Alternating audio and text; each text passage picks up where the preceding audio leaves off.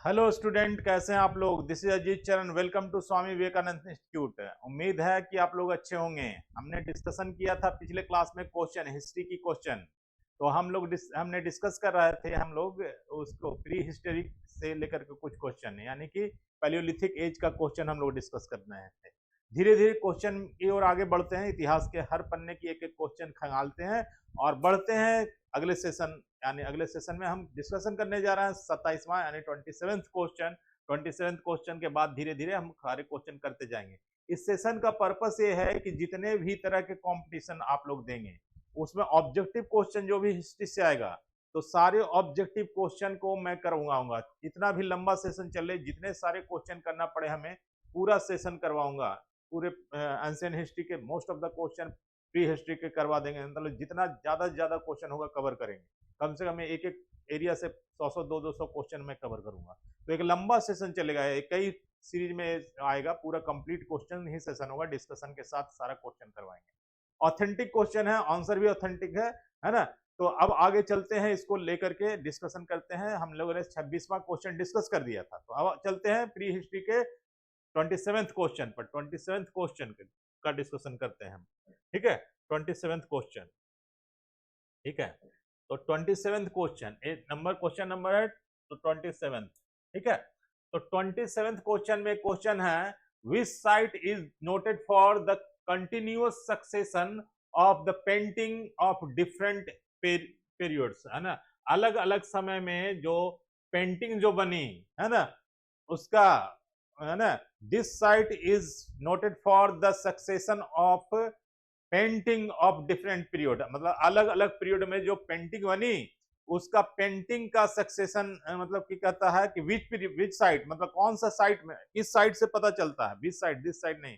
Which site is noted for the continuous succession of painting, मतलब कौन से जगह, कौन सा जगह पूरे जो साइट है, कई साइट से मिली है पेंटिंग, तो कौन सा वो साइट है जहां से अलग अलग पेंटिंग का पीरियड का पता चलता है। ठीक है, तो वो है जगह है भीमबेटका। भीमबेटका मैंने आपको दिखाया था कि एक ऐसे केव था, माउंटेन का केव है। केव के अंदर यानी पत्थर का पहाड़ का अंदर गुफा है। गुफा के अंदर दीवाल है, ये पूरा गुफा का ऊपरी भाग है और ये अंदर गुफा है ना। इस तरह से गुफा है। गुफा में इधर से जाने का ये रास्ता अगर बना दें गुफा में, तो इस गुफा के दीवार पर पेंटिंग किया हुआ है। इस गुफा के दीवार पर पेंटिंग किया, जो मैंने पिछले लेक्चर में आपसे डिस्कस किया था। मैं थोड़ा दिखा दूं भीम डिस्कशन। हाँ, ये वाला पेंटिंग देखिए, यही इसी पेंटिंग की हमने बात की थी। ये पेंटिंग देखिए दीवार पर पेंटिंग किया हुआ है। ठीक है, ये पेंटिंग जो है, ये पेंटिंग जो है वो दो तरह का है। एक, इसको पत्थर को खरोच करके पेंटिंग किया जाता था और दूसरा होता था कलर से पेंटिंग किया जाता था। तो इस पर जो निशानी उगी है ना, खरोची हुई, साफ दिख रहा है। ये सारा खरोच करके हिरन बनाया हुआ, इतने सारे हिरन देखिए बने हुए, है ना। ये लगता है कोई लेडीज है, महिला है, उसका फोटो बना हुआ उस तरह से लग रहा है, दिखने में लग रहा है ना। एक कोई ऐसे ही पुरुष का या किसी का मूर्ति लग रहा है। ठीक है ना। तो इस तरह से पेंटिंग किया हुआ है, कई पेंटिंग है। ठीक है, तो यही हम बात कर रहे थे कि अगला क्वेश्चन हमारा क्या कह रहा था कि अगला क्वेश्चन में था क्या, which painting is noted for the continuous succession, मतलब इसमें सक्सेशन आया, मतलब एक पेंटिंग पुरानी थी उसके बाद फिर नया एक और पेंटिंग इसमें देखने को मिला, यानी दोनों के पेंटिंग के टाइम में डिफरेंस आया है ना। तो कंटिन्यूअस सक्सेशन है, मतलब कुछ पहले की पेंटिंग थी, उसके बाद फिर उसमें दूसरी तरह की पेंटिंग आई, फिर तीसरी तरह की पेंटिंग आई। मतलब पूरे पूरे ये साइट पर बहुत तरह का अलग अलग टाइम का पेंटिंग आया है, डिफरेंट पीरियड का, मतलब अलग अलग टाइम का क्या है, डिफरेंट पीरियड का पेंटिंग इस साइट में मिला है, एक टाइम का नहीं मिला है। पहले कुछ पुराना पेंटिंग मिला, फिर नया पेंटिंग मिला। तो ये भीमबेटका पड़ता है, आप मध्य प्रदेश में जाइएगा, भोपाल के पास में भीमबेटका है। तो भीमबेटका में ये जो पेंटिंग मिला है, केव, जो केव मैंने दिखाया, वो केव पर जो पेंटिंग मिली है भीमबेटका में, वो ये साइट बताता है। तो यही जो साइट है, यही साइट है जो क्या बताता है, ये बताता है कंटिन्यूअस सक्सेशन हुआ पेंटिंग में, यानी एक पेंटिंग पहले के लोग करते थे, फिर बाद के समय में कुछ और पेंटिंग आया। समझ में आ रही बात। तो ये पेंटिंग का डिटेल कौन बताता है, अलग अलग टाइम का पेंटिंग किस साइड से पता चलता है, तो भोपाल का, मध्य प्रदेश में पड़ता है भोपाल। तो भोपाल का भोपाल के पास भीम बेटिका है, BHIM, भीम बेटिका, बेटिका, बेटिका, भीम बेटिका का एक जगह है ना। तो भीम बेटिका याद रखिएगा एक क्वेश्चन का आंसर, ठीक है। यही ऑप्शन होगा। अगर ऑप्शन आपसे पूछे कि वो कौन सा साइट है जहां पर सक्सेशन ऑफ पेंटिंग मिला है ना, मतलब पेंटिंग कई एजेस की पेंटिंग मिली है उस जगह पर, तो भीम बेटिका का एक साइट है, ठीक है। अगला क्वेश्चन पर चलते हैं। कहने का मतलब ये है कि आप अगर अच्छे से नोट्स इसका बनाएंगे ना, तो ये बहुत ही ऑथेंटिक सोर्स से कलेक्ट किया हुआ इंफॉर्मेशन है, इसमें कोई गलती की चांसेस नहीं है, ठीक है। तो इस तरह से अगला हम डिस्कशन करते हैं कि how does we know about the pre historic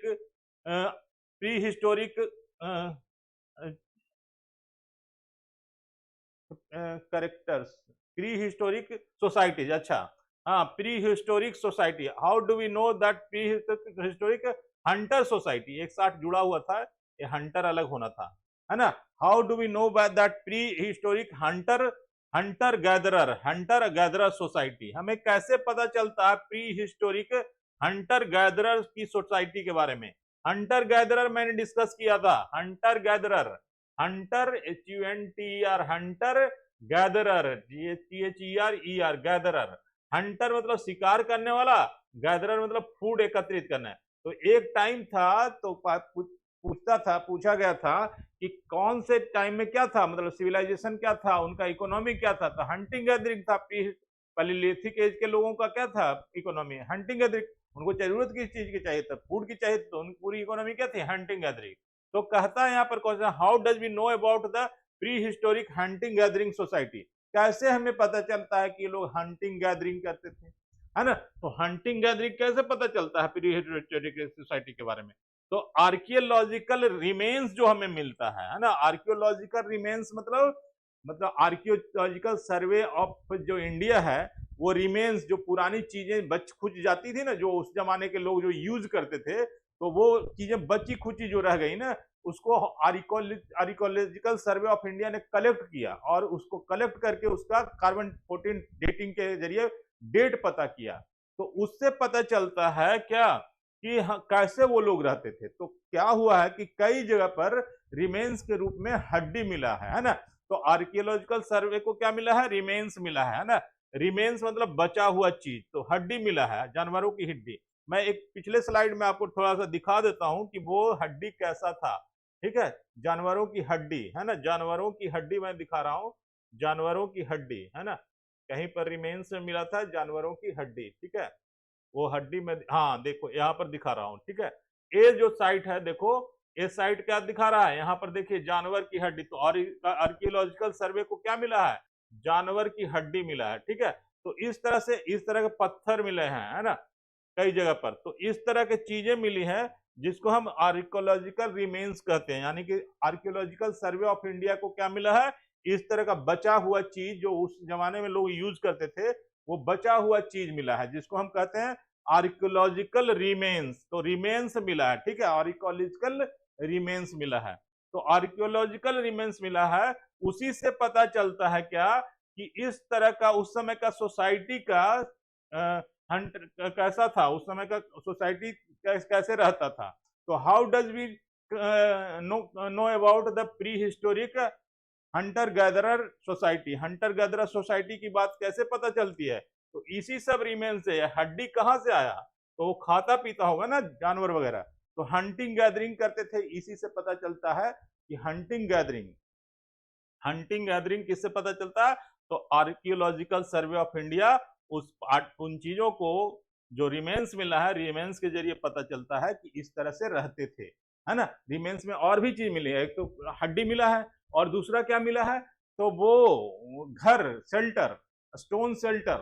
तो स्टोन शेल्टर कैसा मिला है, तो स्टोन शेल्टर ऐसे होते थे, बहुत सारे स्टोन को इकट्ठा कर देता था, ऐसे ऐसे ऐसे ऐसे ऐसे, एक तरफ दीवार बना दिया, यहाँ से बेस से आसान ऐसे स्टोन कर दिया, कुछ स्टोन इधर से लगा दिए, ऐसे ऐसे सारे स्टोन ऊपर तक ऐसे ऐसे शरीर में खड़ा कर दिया, और ये सारे स्टोन से क्या किया, ऐसे ऊपर से, और ऊपर से एक बड़ा सा स्टोन देकर के ढक दिया, और यहाँ से क्या हो गया, पूरा बैठने का छिपने का जगह मिल गया, जहां बारिश से ये ऊपर छत हो गया, यानी रूफ हो गया, रूफ हो गया, ROOF रूफ।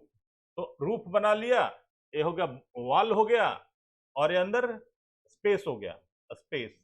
तो इस तरह से क्या करते थे वो, ये सब का भी रिमेन मिला है, ये सभी बहुत सारा लगभग 500 स्टोन शेल्टर्स मिला है। तो इससे क्या पता चलता है कि कल्चर का पता चलता है ना, कि किस तरह से वो रहते थे। प्री हिस्टोरिक हंटर सोसाइटी कैसी थी, तो सोसाइटी क्या था, कहीं पर रहता था, छुप करके रहता था, केव में रहता था, कुछ चीजें केव से मिली है, एक केव तो खुद बनाता था, कुछ केव बना हुआ पत्थरों का कटा हुआ था, उसके अंदर घुस करके रहता था। तो इस तरह से उसकी सोसाइटी थी। तो मेन काम क्या था, फूड। उस समय थोड़े ना व्हाट्सएप चलाने का जमाना था कि व्हाट्सएप पर बात करता है ना, वो व्हाट्सएप का जमाना नहीं था, वो था मेन फूड का मुद्दा था, ठीक है। तो ये कैसे पता चलता है, तो आर्कियोलॉजिकल सर्वे बताता है, आप उस रिमेन को स्टडी करके, है ना, C14 टेक्निक के जरिए बताता है क्या, कि कौन सा डेट का है, और उससे हम अनुमान लगाते हैं कि ऐसी सोसाइटी थी। चलिए अब आगे बढ़ते हैं, समझ में आ रही बात है ना। एक एक क्वेश्चन आराम से इत्मीनान से करिए, और एकदम लंबे समय तक हम रहेंगे और बहुत सारे क्वेश्चन करवाएंगे, ठीक है। अब आगे बढ़ते हैं। What does EP Palaeolithic period mean, EP Palaeolithic period, इसको नोट डाउन कर लीजिए। एक पीरियड क्या है, EP Palaeolithic period, EP Palaeolithic period, EP Palaeolithic, इसको नोट कर लीजिए। ईपी पैलियोलिथिक पीरियड को आप नोट कर सकते हैं। ईपी पैलियोलिथिक पीरियड का मतलब क्या होता है, मीनिंग क्या होता है, क्या इसका अर्थ क्या होता है। तो ईपी पैलियोलिथिक का मतलब होता है अर्ली पैलियोलिथिक पीरियड। अब हमने पैलियोलिथिक का 3 पार्ट तो पहले ही आपको डिस्कस कर दिया, कौन कौन सा, तो पहला था लोअर पैलियोलिथिक पीरियड, उसके बाद मिडिल पैलियोलिथिक पीरियड, और उसके बाद हमने बताया था अपर पैलियोलिथिक पीरियड, और एक आता है ईपी पैलियोलिथिक पीरियड। यानी एक और टर्म आप नोट कर लीजिए, इस टर्म, तो इस टर्म को कहां रखेंगे, तो जो लोअर पैलियोलिथिक पीरियड था ना, उसके पहले, यानी जहां से वो शुरू हो रहा है लोअर पैलियोलिथिक पीरियड, तो उसको कहा गया है ईपी पैलियोलिथिक, यानी starting of STARTING, starting era of era of lower LOWER lower palaeolithic age, है ना। लोअर पैलियोलिथिक एज जब स्टार्ट हो रहा था, लोअर पैलियोलिथिक हो जा रहा था, उसको हम किस नाम से पुकारते हैं, तो अर्ली पैलियोलिथिक पीरियड कहते हैं। यानी लोअर पैलियोलिथिक जब स्टार्ट हो रहा था टाइम, तो उस स्टार्टिंग टाइम को हम क्या कह रहे हैं, अर्ली पैलियोलिथिक पीरियड। तो ये अर्ली पैलियोलिथिक पीरियड है ना। What does EP palaeolithic early palaeolithic age को हम ईपी पैलियोलिथिक एज कह रहे हैं। और अर्ली पैलियोलिथिक एज क्या है, तो अर्ली पैलियोलिथिक जहां से लोअर पैलियोलिथिक एज की शुरुआत होती है, यानी पूरी उसके पीछे का टाइम जो होता है वो क्या है, अर्ली पैलियोलिथिक पीरियड, है ना। अब क्लियर हो गया कि अर्ली पैलियोलिथिक क्या हो गया। तो ऐसे हम इसको कह दें कि ईपी पैलियोलिथिक अगर सबके ऊपर है ना, जैसे लोअर है सबसे ऊपर LOWER लोअर पैलियोलिथिक एज है, पैलियोलिथिक एज है ना, एज है। तो इसके बाद दूसरा क्या हो जाएगा, दूसरा हो जाएगा उसका middle palaeolithic age, middle palaeolithic age. और इसमें तीसरा क्या होगा, upper palaeolithic age, upper palaeolithic age, upper palaeolithic age. ये तीनों एज है। तो इसमें एक टर्म आ जाता है EP palaeolithic, EP palaeolithic lithic age, है ना। तो इस एज को उस एज में रखा गया जहां से लोअर स्टार्ट होता है, यानी कि जो स्टार्ट हो रहा है ना, इसके ऊपर का एज का है ईपी पैलियोलिथिक एज है, पैलियोलिथिक एज है ना, पैलियोलिथिक एज है, एपल पैलियोलिथिक एज है। तो इस एज में जो है ना, ए टाइम, इसको टाइम को हम क्या कहते हैं, इसको टाइम का अर्ली पैलियोलिथिक, या इसको ही हम कहेंगे क्या, और हम कह सकते हैं इसी को, है ना, अर्ली, EARLY, अर्ली पैलियोलिथिक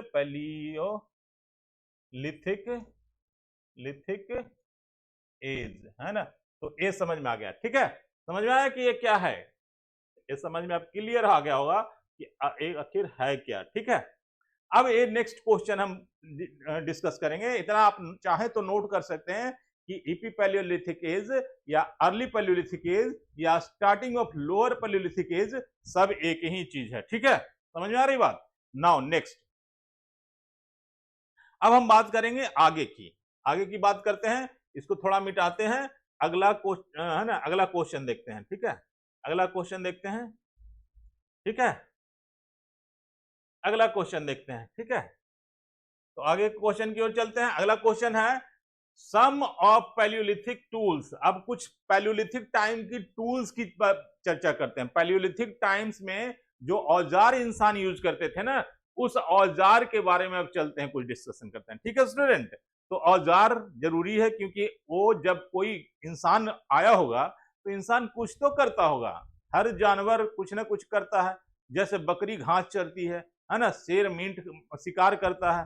तो इंसान जब बना तो इंसान का भी कुछ काम होगा, ठीक है। तो वो काम जब करता था इंसान, तो इंसान आज क्या करता है, आज कोई ना कोई चीज इस्तेमाल करता है। जैसे लिखना हो तो पेन का इस्तेमाल करते हैं, बोलना हो तो माइक का इस्तेमाल करते हैं। तो ऐसे में वो जब पुराना अर्ली एज वाला इंसान बना होगा तो वो भी तो कुछ ना कुछ करता ही होगा, खाने पीने के लिए ही करे, है ना, फल खाने के लिए ही काम करता होगा ना। तो काम करता होगा तो काम के लिए धीरे धीरे वो कोई ना कोई चीज अपने हाथ में लेके, क्यों हाथ से काम करता है इंसान, तो जब हाथ से काम करने लगा होगा तो हाथ में कोई चीज तो उठाया होगा, है ना। पहले तो ऐसे बंदर था तो छलांग मार के पेड़ों पर चढ़ के पेड़ के फल खा लेते थे, लेकिन अब बंदर से क्या बन गया, आदमी बन गया। तो आदमी बन गया तो हाथ का इस्तेमाल करने लगा, तो हाथ में कोई चीज तो उठाया होगा ना उससे, जिससे काम करता होगा। तो उसी की बात आ रही है कि कहता है सम ऑफ द पैलियोलिथिक टूल्स। अब वो जो टूल्स उठाता था वो टूल क्या क्या थे, कौन कौन से टूल थे, पहली बार कौन सा टूल, टूल भी उसी ने बनाया होगा, इंसानों ने, क्योंकि कोई दे करके तो नहीं गया, उस समय तो कोई था ही नहीं और कोई फैक्ट्री नहीं थी कि जहां बनती होगी टूल, है ना। तो वो खुद क्या किया होगा, कुछ टूल बनाया होगा, ठीक है। तो वो टूल जो मिलता है ना, उसकी डेट मिलती है, उसकी 14 दिन, तो जो टूल मिला है ना, उस टूल का डिस्कशन करते हैं, ठीक है।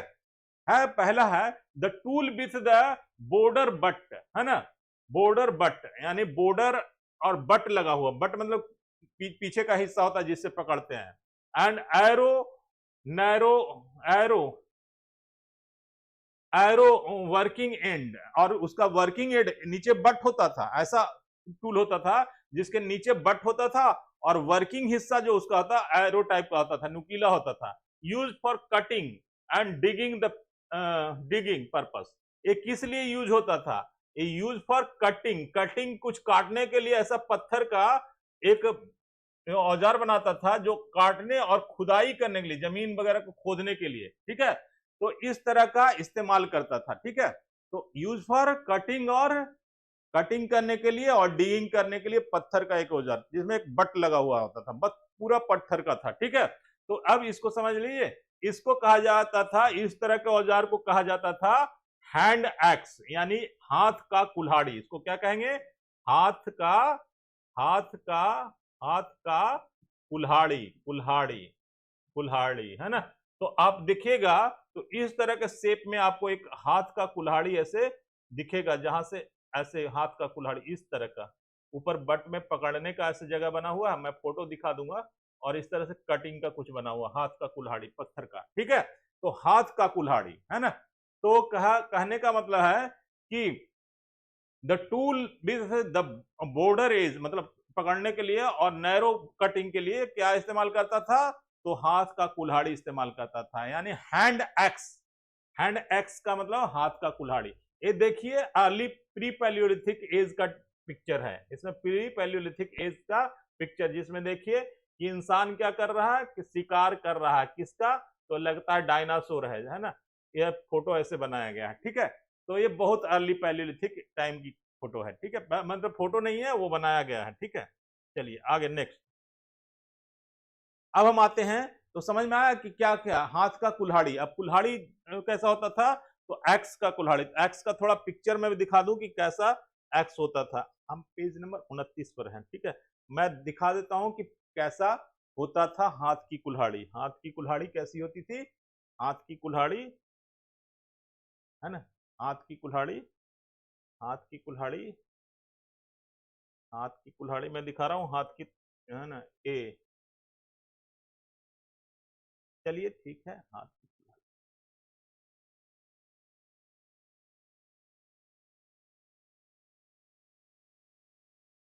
इसके नीचे, ठीक है। तो हम हाथ की कुल्हाड़ी मान लेते हैं कि पहली चीज ये क्या थी, हाथ की कुल्हाड़ी थी। मिल नहीं रहा, मैं दिखा देता, ठीक है, चले कोई बात नहीं। आगे मैं बात करता हूँ। हाथ की कुल्हाड़ी मान लीजिए, यानी कि अर्ली वाला लोग क्या कहे थे, हाथ की कुल्हाड़ी का इस्तेमाल कर रहे थे, हाथ की कुल्हाड़ी का इस्तेमाल कर रहे थे। ठीक है, समझ में आ रही बात? तो ये सारी चीजें हैं।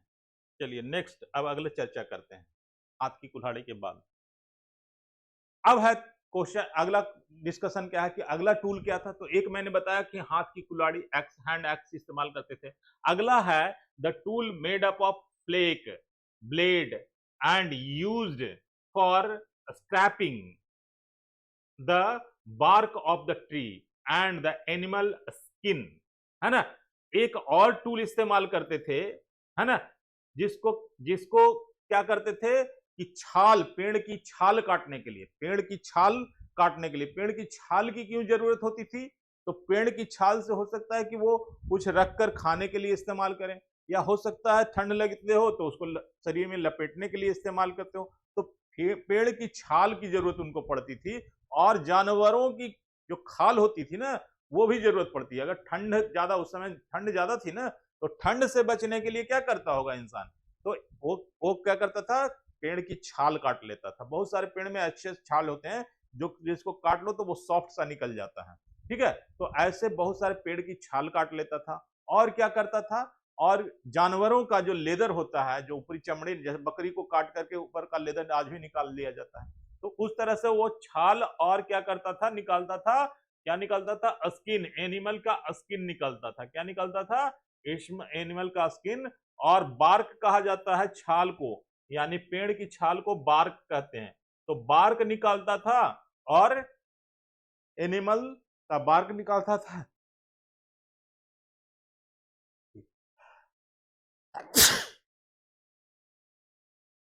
एनिमल का बार्क निकालता था, और क्या निकालता था, मतलब पेड़ का बार्क निकालता था और एनिमल की छाल निकालता था। तो वो जो टूल इस्तेमाल करता था ना, है ना, वही से के बाद the tool made of flake, और उस टूल का नाम क्या था? फ्लेक था, ब्लेड था, है ना। फ्लेक ब्लेड मतलब उस समय नहीं था, आज रखा गया है ना। तो फ्लेक और ब्लेड और स्क्रैपिंग, है ना, फ्लेक और ब्लेड का इस्तेमाल करता था। तो स्क्रैप क्या था, इसका नाम क्या दिया गया है? साइड स्क्रैपर, है ना, साइड स्क्रैपर। यानी कि साइड स्क्रैपर से उस एज का लोग, यानी पैलियोलिथिक टाइम का लोग क्या करता था, साइड स्क्रैपर से छाल काटता था पेड़ का, और चमड़े उतारता था जानवर का। ठीक है, समझ रहे आ रही बात? तो एक चीज एक क्लियर हो गया। तो यही क्वेश्चन था, मतलब इंफॉर्मेशन यही था कि the tool made up of flake और blade and used for scraping the bark and of the trees and the animal skin. ठीक है, अब अगला क्वेश्चन, अगला पॉइंट चलते हैं कि और कौन सा टूल था। तो एक और टूल था बरीन्स, उसको कहते हैं बरीन्स। तो बरीन्स जो टूल था उसके बारे में हम जानकारी लेते हैं। तो बरीन्स टूल्स क्या था? The tool which is like a flake, ये भी फ्लेक की तरह होता था। फ्लेक क्या होता है? एक तेज चाकू की तरह औजार होता है, जिसको हम फ्लेक कहते हैं, इस तरह का। तो फ्लेक की तरह होता था। बरीन्स भी क्या होता था? Similar like flake. Blade, blade भी, ब्लेड फ्लेक एक तरह का होता है ना। यूज फॉर, और इसका इस्तेमाल क्या करते थे? यूज फॉर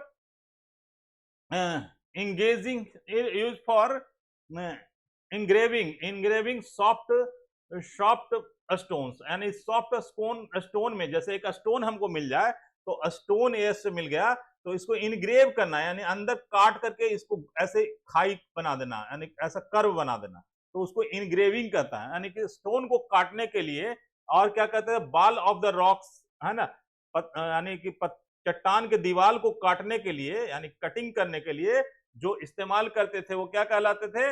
ये सब फ्लेक कहलाते थे, बरीन्स कहलाते थे, ball of the flock and shelters, और छत बनाने के लिए रॉक शेल्टर, रॉक का शेल्टर बनाने के लिए, अगर रॉक कहीं पर एडजस्ट करना हो, जैसे घर बना रहे हो, कहीं से रॉक यहाँ पर कटाई करनी हो, तो वो किसका इस्तेमाल करते थे? बरीन्स का इस्तेमाल करते थे। और इस तरह से रॉक्स को कटिंग करते थे, यानी बरीन से क्या करते थे? रॉक्स की कटिंग करते थे। एंड कोरेज, है ना, है ना, बरीन्स, है ना, शेल्टर एंड कोरेज, कोरेज वगैरह को कटिंग करना हो, तो इस सब चीज को कटिंग करने के लिए क्या करते थे? फ्लेक, ब्लेड का यूज करते थे। फ्लेक ब्लेड क्या होता था, इसको एक नाम दे, जो कटिंग करने वाला औजार होता था उसको क्या कहा जाता था, बरीन कहा जाता था। यानी बरीन से क्या काम करते थे कि वो पत्थरों को अगर कर्व काटना है तो कर्व कटिंग के लिए बरीन का इस्तेमाल करते थे। ठीक है, सारे पिक्चर में दिखाऊंगा, बरीन्स का भी पिक्चर दिखाऊंगा, है ना, साइड स्क्रैपर का भी पिक्चर दिखाऊंगा, सारे मतलब यहाँ पर इमेजेस सबकी है। ठीक है, अब आगे चलते हैं, अगला पॉइंट लेते हैं कि और कौन सा टूल था। तो अगला एक पॉइंट आ रहा है, अगला जो टूल था वो था क्लीवर। क्लीवर एक टूल था जो कि उस जमाने में यानी पैलियोलिथिक एज में क्लीवर का इस्तेमाल करते थे। अब क्लीवर भी क्या था, पत्थर का एक औजार था। क्या था, the transversal tool with Y face. एक ऐसा होता था तो इसका दोनों साइड होता था, वाई फेस होता था, दो मुंह होता था। ट्रांसवर्सल टूल दो फेस होता था, बाई फेस एजेज, और दोनों साइड में किनारा होता था, दोनों साइड में क्या होता था, एज होता था, धार होता था। ऐसे समझिए कि दोनों आज के जैसे कि एक चाकू का इस्तेमाल करते हैं तो उसमें वन एज होता है ना, एक चाकू ऐसे इस्तेमाल करते हैं तो उसके धार जो होते हैं, जैसे चाकू आज इस्तेमाल करते हैं तो इस तरह का चाकू होता है, तो इधर एक साइड में धार होता है, एक साइड में धार नहीं होता।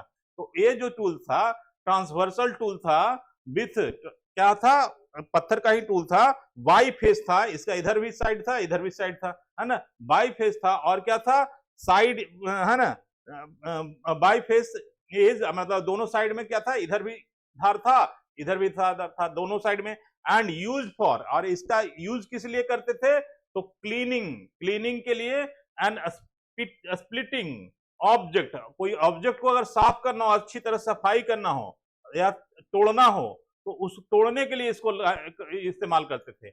इसका ज्यादातर इस्तेमाल ऐसा लगता है कि वो ट्री ट्रंक, यानी पेड़ के डाल को ट्री ट्रंक बोला जाता है। तो ट्री ट्रंक को क्या करते थे, तोड़ने के लिए, काटने के लिए किस चीज का इस्तेमाल करते थे, तो ट्री ट्रंक को या दो धारी कोई चीज साफ करनी हो तो उसके लिए इस्तेमाल क्या करते थे, उसका नाम क्या था, तो क्लीवर। क्लीवर का इस्तेमाल किस लिए करते थे, तो ट्री ट्रंक यानी पेड़ की डाल अगर काटना हो तो दोनों तरफ उसकी धार होती थी, उसे कटती थी। ठीक है, तो इस तरह से हमने देखा कि कौन कौन से टूल्स उस जमाने में था। तो साइड स्क्रैपर की चर्चा हमने कर दी कि साइड स्क्रैपर क्या था, बरीन्स क्या था, पत्थर काटने के लिए इस्तेमाल होता था।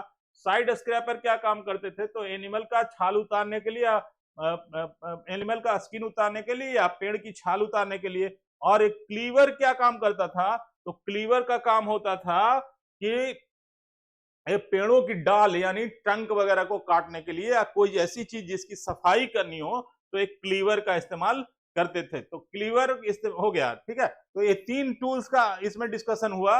अब आगे बढ़ते हैं, अगला,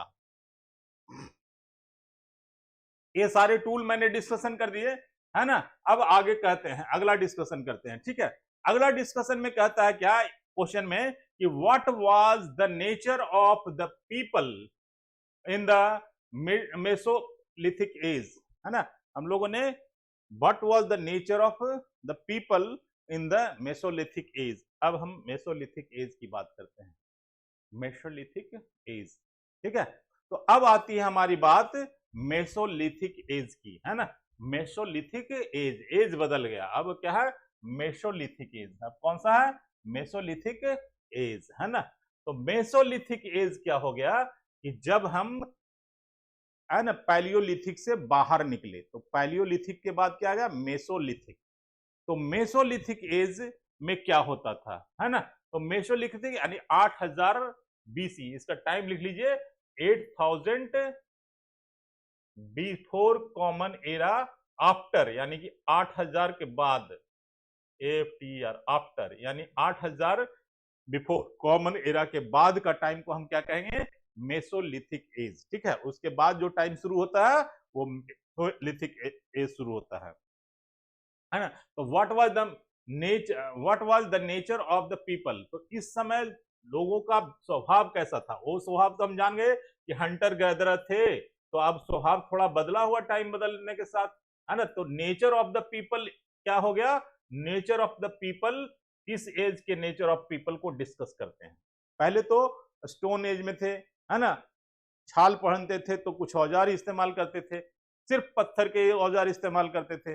अब क्या गया, देख लीजिए यहां पर थोड़ा सा पिक्चर में देखिए कि एक इंसान खड़ा हुआ है, इस इंसान को देखिए कि कुछ हाथ में जैवलिन वगैरह, कुछ भाला वगैरह लिए हुआ है। यहाँ पर भेड़ की पिक्चर है, ये पिक्चर बनाया गया है किसका, तो मेसोलिथिक एज का, यानी कि इसके बाद का पीरियड है ना, यानी 8000 बिफोर कॉमन एरा के बाद का पीरियड ऐसे बना। ठीक है, तो अब इसमें क्या था, क्या नेचर था पीपल का, तो दे वेयर हंटर एंड हर्डर। अब एक और शब्द जुड़ गया, हंटिंग तो वो करते ही थे, शिकार तो करते ही थे, शिकार के साथ साथ हर्डर हो गए। हर्डर मतलब होता है ना, जिसको कहते हैं पशु, क्या कहते हैं, चरवाहा। हिंदी इसका कहें चरवाहा, क्या कहेंगे, चरवाहा, चरवाहा, चरवाहा। ठीक है, चरवाहा कहते हैं जो जानवर को लेकर के घूमता है, जानवर को यहाँ वहां खाना खिलाते फिरता है और उस जानवर को अपने पर्पस से इस्तेमाल करता है, तो ऐसे को कहते हैं चरवाहा, हर्डर। तो पहले हंटर गैदरर थे, फूड मार करके जानवर खाते थे, कहीं पेड़ से कुछ खा लिए, अब क्या बन गए, चरवाहा भी बन गए, यानी कुछ जानवरों को रखने लगे, तो रखने लगे ना तो चरवाहा बन गए। ठीक है, तो ये जो मेसोलिथिक एज शुरू होता है उसमें चरवाहा की बात आती है, हंटर गैदर, हंटर उसके बाद हर्डरर्स की बात आ जाती है। ठीक है, तो ए पीरियड था, when did the mesolithic age begin. अब यहाँ पर क्वेश्चन यहाँ पर उठा कि कब शुरू हुआ, तो मैंने पहले ही डिस्कस कर दिया, अराउंड 800 बिफोर कॉमन एरा। ठीक है, ये बात मैंने पहले डिस्कस कर दिया, यहां से शुरू होता है मेसोलिथिक एज, है ना, मेसोलिथिक एज। तो स्टूडेंट आपको ध्यान है कि मेसोलिथिक एज का पीरियड जो जो एग्जैक्ट पीरियड है, ये वो सोर्स से हम डाटा दे रहे हैं, इसको आप क्रॉस नहीं कर सकते। जो हमारा सोर्स ऑफ इंफॉर्मेशन जहां से हम कलेक्शन कर रहे हैं वो एक बहुत ऑथेंटिक सोर्स है, जहां से हम आपको एग्जाम डेट बता रहे हैं।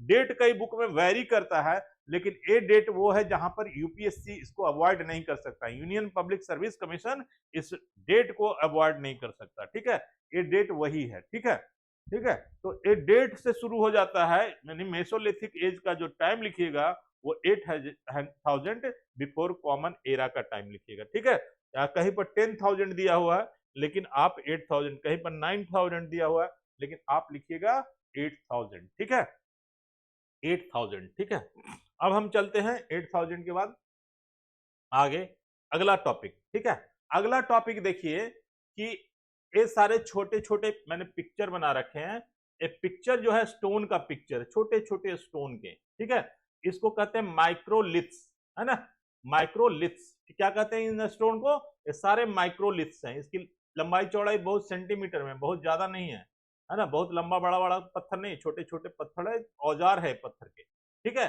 छोटे छोटे औजार है। ठीक है, व्हाट वेयर द करेक्टरिस्टिक्स, क्या करेक्टरिस्टिक था, characteristic tools of the mesolithic as, है ना। मेसोलिथिक एज में टूल का खासियत क्या था, गुण क्या था, टूल का जो गुण क्या था, यानी जो ये सब औजार जो मैं दिखा रहा हूं छोटे छोटे, इसका गुण क्या था। ठीक है, इसका किस नेचर का ये था। तो पहले हमने देखा कि वो बड़े बड़े टूल्स थे। अब क्या हो गया कि एक पीरियड के बाद जब कार्बन 14 टेक्निक होती है, छोटे छोटे कुछ पत्थर के टूल्स मिले हैं, तो उन टूल्स को अगर C14 डेटिंग से पता चला है, तो पता चला है कि इससे ऊपर इस तरह का पीरियड एक खास 8000 बिफोर सेंचुरा के ऊपर किसी भी पत्थर का डेट नहीं है। यानी ये प्रूफ होता है कि 8000 बिफोर कॉमन एरा के बाद इंसान छोटे छोटे पत्थरों का औजार इस्तेमाल करने लगे। ठीक है, वहीं से शुरू हो जाती है, जिस डेट से वो छोटे छोटे पत्थरों का जिस समय से इस्तेमाल करना शुरू करते हैं, उससे क्या हो जाता है, वो डेट जमाना बदल जाता है, यानी वो एज बदल जाता है, और एज बदल के क्या हो जाता है, वो मेसोलिथिक एज हो जाता है, यानी कि मेसोलिथिक एज हो जाता है। ये क्या है, मेसोलिथिक एज, है ना। यानी मेसोलिथिक एज का कारण क्या है, ये टूल्स। पहला क्या है, टूल्स, क्या है, या small tools, small small TOOLS, small tools. ठीक है, स्मॉल टूल्स।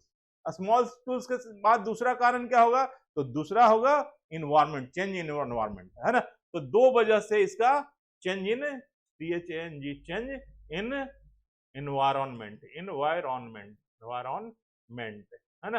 तो ये दो कारण हो सकता है, एक तो है टूल्स, अब टूल शार्प हो गए, छोटे हो गए, तेज हो गए, तो वो सारे सारे क्या है, मेसोलिथिक एज के टूल है। क्लियर है, यहां तक समझ में आ रही बात। समझ में आ रही है इतना? ठीक है, तो स्टूडेंट अब हम आगे की चर्चा करते हैं इसमें कि इस why are the tools of mesolithic age are called as microlith. अब इसको माइक्रोलिथ क्यों, ये सारा जो टूल छोटे छोटे थे तो माइक्रोलिथ क्यों कहें? माइक्रोलिथ इसलिए, माइक्रो का मतलब ही होता है छोटा, और लिथ मतलब होता है पत्थर का बना हुआ, तो माइक्रोलिथ का मतलब हुआ पत्थर का बना हुआ छोटी छोटी औजार, है ना? तो माइक्रोलिथ इसी वजह से इसको कहते हैं, because the tools were minute in size, size में छोटा था इसीलिए क्या कि इसका नाम पड़ गया, पत्थर के औजार थे लेकिन छोटे छोटे थे, इस वजह से इसको क्या कह दिए कि क्यों हम कहते हैं माइक्रोलिथ। इन सारी चीजों को माइक्रोलिथ क्यों नाम दिया गया? क्योंकि ये पत्थर के बने हुए औजार थे और इस साइज में छोटे थे, इसलिए इनका नाम पड़ गया माइक्रोलिथ। क्लियर, समझ में आ रही बात? तो अब हम बात कर रहे हैं माइक्रोलिथ, ये सारा पीरियड कौन सा चल रहा है? Mesolithic age. अब इस पीरियड में क्या कहेंगे? Mesolithic lithic lithic lithic age. ये क्या था? Mesolithic age. समझ में आ रही बात? Mesolithic age. तो हमने स्टूडेंट यहां तक पढ़ाया, अब इसके बाद फिर आगे बढ़ते हैं अगला क्वेश्चन पर। ठीक है, ये क्लियर कर लिया मेसोलिथिक एज किस वजह से हुआ? तो टूल्स की वजह से और मौसम की वजह से। ठीक है, टूल्स और क्लाइमेट की वजह से। ठीक है, टूल्स और क्लाइमेट की वजह से। अब आते हैं 35 नंबर क्वेश्चन पर। 35 नंबर क्वेश्चन को देखते हैं और इसमें हम देखते हैं क्या क्वेश्चन क्या है, what is the size of microliths. अब ये जो छोटे छोटे पत्थर के औजार थे जिसको हम कह रहे हैं माइक्रोलिथ है, ये इससे एज बदल गया, हम मेसोलिथिक एज में आ गए इस टूल्स की वजह से। तो ये इसका साइज क्या होता था, कितना छोटा होता था?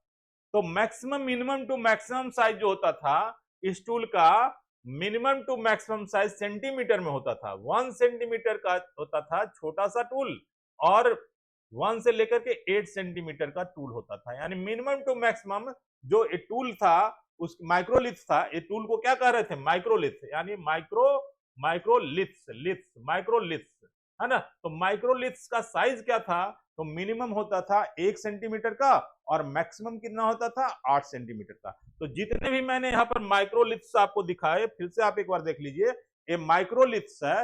ये माइक्रोलिथ्स का देखिएगा, छोटा एक मिनिमम साइज होगा 1 सेंटीमीटर का, और मैक्सिमम साइज ये क्या होगा? 8 सेंटीमीटर का। तो minimum to maximum size microliths का क्या था? 1 to 8 सेंटीमीटर। क्लियर, यहां तक बात क्लियर हो गई? अब आगे चलते हैं। ठीक है, आगे नेक्स्ट, तो मिनिमम टू मैक्सिमम माइक्रो, ये है अगला क्वेश्चन है 36 नंबर। इसमें हम कहते हैं where are the microlith sites largely found, मतलब बहुत ज्यादा मात्रा में माइक्रोलिथ किस साइट में मिला है, किस जगह में, किस जगह से जो आर्टिफैक्ट मिले हैं उस आर्टिफैक्ट्स में किस जगह पर सबसे ज्यादा माइक्रोलिथ्स मिला है, यानी छोटे छोटे जो औजार है पत्थर के वो कहां मिले हैं? तो कई जगह से मिला है, जिसमें राजस्थान का चर्चा आता है कि राजस्थान में मिला है। और कहां मिला है? तो राजस्थान के अलावा ईस्टर्न इंडिया में मिला है। Eastern India, Rajasthan, eastern, central India, है ना? Central and eastern India, central and eastern, Rajasthan के बाद सेंट्रल और ईस्टर्न इंडिया, यानी मध्य प्रदेश की बात करें, है ना? मध्य प्रदेश का, और साउथर्न उत्तर प्रदेश, साउथ का उत्तर प्रदेश की बात करें, तो इन जगहों में क्या मिला है? ये सारे मेसोलिथ्स मिले हैं, माइक्रोलिथ्स मिले हैं, है ना? And south of the river of Krishna, Krishna नदी के दक्षिण वाला पार्ट में माइक्रोलिथ्स मिले हैं। क्या मिले हैं? Micro, MICR, micro, LITHS, microliths. समझ में आ रही है? माइक्रोलिथ्स मतलब छोटे छोटे पत्थर के औजार। वो पत्थर के औजार की लंबाई चौड़ाई कितनी होती थी? तो मैक्सिमम 1 सेंटीमीटर से लेकर, मिनिमम 1 सेंटीमीटर से लेकर के मैक्सिमम 8 सेंटीमीटर का छोटा छोटा औजार होता था, जो अलग अलग पर्पस, कटिंग पर्पस से, होल बनाने के लिए, ऐसे कई माइक्रोलिथ्स मिले हैं। ठीक है, चलो अब आगे बढ़ते हैं। ठीक है, अगला क्वेश्चन है कि इन विच मेसोलिथिक साइट, मतलब किस मेसोलिथिक साइट में where full finished and fluted cores and irregular one is found. Cores क्या होता है? एक तरह का पत्थर का औजार होता है, वो भी कोरोज। तो कहता है कि क्या, इन विच मेसोलिथिक साइट, किस मेसोलिथिक जगह से, किस मेसोलिथिक साइट से, वेयर द फुल्ली फिनिश्ड, जो पूरी तरह से फिनिशिंग किया हुआ, एंड फ्लूटेड कोरेज, और फ्लूटेड कोरेज, कोरेज कहते हैं पत्थर का एक औजार होता था, वो कहां से मिला है। एंड इरेगुलर वन, और उसमें कोई एक खास तरह की बनावट नहीं होती थी, इरेगुलर होता था। कोरेज क्या होता था, इरेगुलर होता था, अलग अलग तरह का कोरेज, है ना। तो वो कौन से साइट पर एक कोरेज मिला है, तो कोरेज का ध्यान रख लीजिएगा।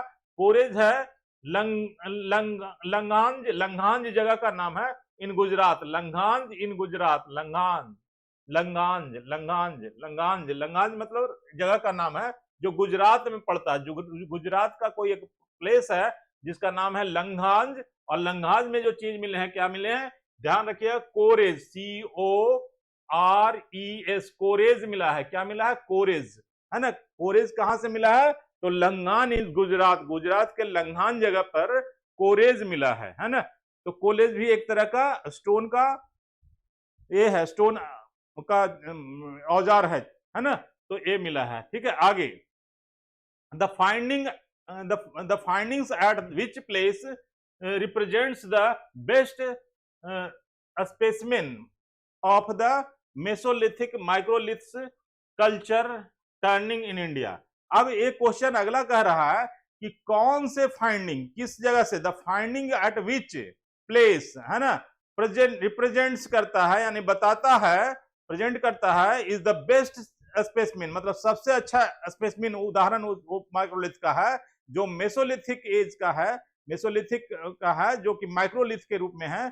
तो इंडिया के कौन से जगह से मिला है, कौन से जगह पर मिला है ना, प्लेस सबसे अच्छा प्लेस माना जाता है कि यहां से सबसे बेहतर मिला है। तो वो कौन सा बेस्ट स्पेसिमेन का प्लेस कौन सा है, तो वही है जिसका हम बात कर रहे थे, लंगन, लंगन, लंगन, लंगन की बात कर रहे थे गुजरात की। तो गुजरात में ऐसे फाइंडिंग बहुत ज्यादा मिला है लंगंज वाले प्लेस पे।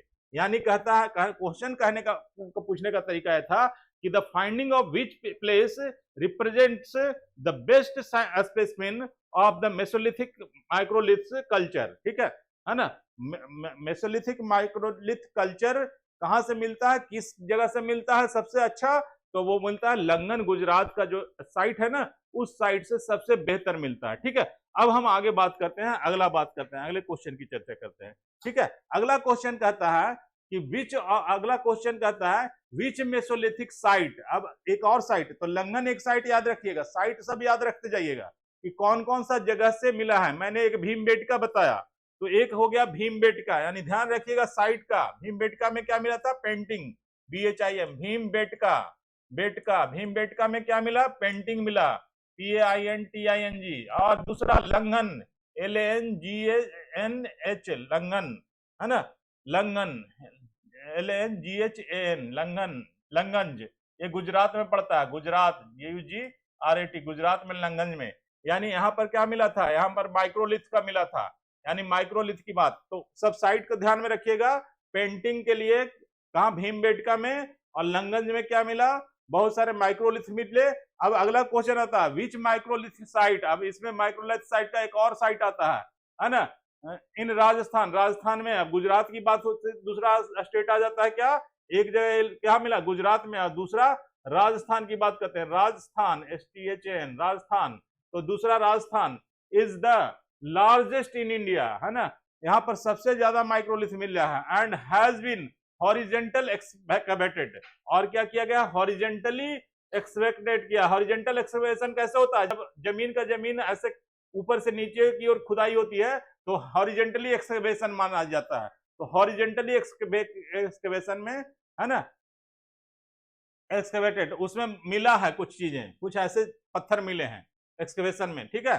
तो वो जगह कौन सा है, तो वो जगह कहता है ए वाला, बैगोर, बैगोर जो है ना। तो विच मेसोलिथिक साइट, तो बैगोर कहां पड़ता है, ध्यान रखिएगा, बैगोर का कहां स्थान है, तो बैगोर पूछ सकता है, बैगोर, BAGOR, बैगोर, बैगोर साइट है। मैंने 3 साइट की बात बताई, भीमबेटका, बैगोर और लंगन साइट। तो भीमबेटका कहां बताया, तो भीमबेटका मध्य प्रदेश, भोपाल के पास। और लंगोन कहां बताया, तो गुजरात में बताया, है ना, गुजरात में लंगोन साइट मिला। और तीसरा बैगोर, बैगोर साइट राजस्थान में। यानी 3 जगह में 3 अलग अलग साइट मिले हैं। और उसमें क्या क्या मिला है, तो सबसे बड़ा पेंटिंग का मिला है, कहाँ मिला है, तो मध्य प्रदेश वाला भीमबेटका में। और दूसरे यानी केव वगैरह गुफा मिला है, उसमें पेंटिंग मिली है, तरह तरह का सक्सेसिव पेंटिंग मिली है। और इसमें क्या मिला है, इसमें लंगन गुजरात में मिला है। तो बहुत सारा का क्या मिला है, माइक्रोलिथ मिला है, छोटे छोटे औजार पत्थर के माइक्रोलिथ। और अब आती है कि उसी माइक्रोलिथ की सीरीज आगे बढ़ती है और बेंगोन राजस्थान में मिलती है, ठीक है। और यहाँ पर क्या है, एक्सकेवेशन क्या हो गया, हॉरिजेंटली हुआ है, हॉरिजेंटली चीजें मिली है, ठीक है। तो ये सारे चीजें याद हो गया, इसको एक बार रिवाइज कर लीजिए बढ़िया से, ठीक है। तो ये बहुत इंपॉर्टेंट है, तीन चीजें भीमबेटका, लंगन और है ना बैगोर, है ना, तीन साइड्स, और राजस्थान, मध्य प्रदेश और गुजरात, ठीक है। अब आगे बढ़ते हैं, विच मेसोलिथिक साइट, अब आगे किस साइट की चर्चा करते हैं, है ना, प्रोवाइड्स द अर्लीस्ट एविडेंस, मतलब कि किस मेसोलिथिक साइट से पता चलता है, मेसोलिथिक साइट से पता चलता है, किस मेसोलिथिक साइट से पता चलता है कि अर्लीस्ट एविडेंस ऑफ, है ना, earliest evidence of domestication, and domestication का अर्लीस्ट एविडेंस किस साइड से मिलता है, और डोमेस्टिकेशन किसका, तो एनिमल का, यानी एनिमल को लोग, यानी उस समय के जो लोग थे वो एनिमल को डोमेस्टिकेट करते थे। डोमेस्टिकेट मतलब अपने घर में जानवर रखते थे। तो एक कौन सा साइट बताता है मेसोलिथिक साइट में, मेसोलिथिक एज का मैंने तीन साइट इस्तेमाल चर्चा कर दिया। एक साइट मैंने चर्चा कर दिया मध्य प्रदेश का भीमबेटका, दूसरा साइट मैंने चर्चा कर दिया लंगंज जो कि गुजरात का, और तीसरा साइट मैंने चर्चा किया वो राजस्थान का, वो बजोर। तो बजोर राजस्थान का, बगोर या बजोर कह लिए, जो बगोर, तो बगोर साइट का हमने चर्चा कर लिया। तो अब कहते हैं कि एनिमल का डोमेस्टिकेशन का एविडेंस, यानी जानवर को साथ में रखते थे, इसका एविडेंस किस साइट से मिलता है ना, डोमेस्टिकेशन ऑफ एनिमल। तो कहता है ये साइट है आदमगीर, आदमगीर भी कहते हैं इसको, आदमगीर, आदमगीर जगह का नाम है, ये मध्य प्रदेश में पड़ता है आदमगीर। आदमगीर जगह है जो मध्य प्रदेश में पड़ता है, यानी एमपी में, है ना, मध्य प्रदेश में, है ना। और एंड बगोर में, बगोर जो हमने चर्चा किया राजस्थान में, इन राजस्थान, तो वो दोनों जगह से, राजस्थान में, बगोर में, है ना, रफली अराउंड 500 टाइम जो है ना, इसमें डोमेस्टिकेशन की टाइम याद है तो 5000, है ना, 500 नहीं बल्कि 5000 बिफोर कॉमन एरा, यानी 5000 बिफोर। हमारा मेसोलिथिक स्टार्ट कहां से होता है, तो 8000 बिफोर कॉमन एरा से स्टार्ट होता है, 8000 बिफोर कॉमन एरा से स्टार्ट होता है। तो इस कॉमन एरा के शुरुआत के बाद आता होगा 5000 बिफोर कॉमन एरा। तो इस कॉमन एरा में क्या मिला है कि एनिमल को डोमेस्टिकेशन का, एनिमल के डोमेस्टिकेशन के बारे में प्रूफ मिलता है, कुछ एविडेंस मिलता है, ठीक है, समझ में आ रही बात। तो ये साइट कौन था, तो आदमगीर, मध्य प्रदेश में, ध्यान रखिएगा, आदमगीर, आदमगढ़, आदमगीर नहीं, आदमगढ़, आदमगढ़, GARH, आदमगढ़। आदमगढ़ जो है साइट, उससे क्या मिला है, उससे ये पता चला है, आदमगढ़ कहां पड़ता है, एमपी में पड़ता है, यानी मध्य प्रदेश के आदमगढ़, याद रखिएगा, मध्य प्रदेश के आदमगढ़ से क्या मिलता है, वो साइट मिलता है जिससे एनिमल डोमेस्टिकेशन की इंफॉर्मेशन मिली है। तो समझ में आया, तीन चार साइट मैंने बताया, वो समझ में आया। एनिमल एकदम अलग सा चीज है, मध्य प्रदेश को याद रखिएगा, आदमगढ़ को याद रखिएगा। यहाँ पर क्या मिला, एनिमल डोमेस्टिकेशन का मिला है ना, एविडेंस मिलता है। अब आगे की चर्चा करते हैं, ठीक है। The name of the areas नहीं, the name of the areas of the Rajasthan rich in microlith. अब राजस्थान का वो एरिया का नाम जहां माइक्रोलिथ बहुत ज्यादा पाया गया है, राजस्थान का वो कौन सा एरिया है जहां पर माइक्रोलिथ की मात्रा बहुत ज्यादा। माइक्रोलिथ क्या होता है, तो छोटे छोटे पत्थर के औजार, 1 सेंटीमीटर से लेकर के 8 सेंटीमीटर तक इतने बड़े बड़े पत्थर के औजार, उसको माइक्रोलिथ कहते हैं। तो ये कौन सा एरिया है, तो ये एरिया है, बेसिन है, एक बेसिन नाम है पंचपदरा बेसिन है, पंचपदरा बेसिन है राजस्थान में। क्या है,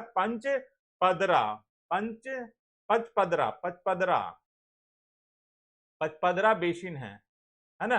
बेसिन क्या होता है, तो बेसिन ऐसा होता है, ऐसे खड्डा होता है कई किलोमीटर में, और बीच में पानी रहता है ना, और पानी कहीं नदी से नहीं आता, बल्कि ये पानी जमीन का जो वाटर, ग्राउंड वाटर होता है ना, वो जमा होता है इसमें। तो ग्राउंड वाटर को उसको बेसिन कहते हैं, नहीं ग्राउंड वाटर तो उसको झील कहते हैं। ये बेसिन होता है कहीं पहाड़ से आता है, नहीं सॉरी मैं गलत डिस्कशन कर रहा था। बेसिन क्या होता है, कहीं ऊपर से पहाड़ से पानी आता है और एक खड्डे में ऐसे जम जाता है, फिर क्या होता है आगे चला जाता है नदी के रूप में, यही फ्लो करता है, फिर नदी से होते हुए क्या करता है समुद्र में गिरता है। तो इस एरिया को बेसिन कहते हैं। तो ये पंचपदरा जो है, पंचपदरा ये बेसिन है। कहाँ बेसिन है, तो ये है कहाँ, तो बेसिन, हाँ ना, ये है राजस्थान में है। कहाँ है, राजस्थान में, राजस्थान में ये बेसिन है पंचपदरा, ठीक है। एंड 10 एक और बेसिन है सोजात एरिया में, और सोजत एरिया में, ये सोजत एरिया जगह है, बेसिन नहीं है यहाँ पर, ये सोजत लैंड एरिया है। क्या है, लैंड एरिया।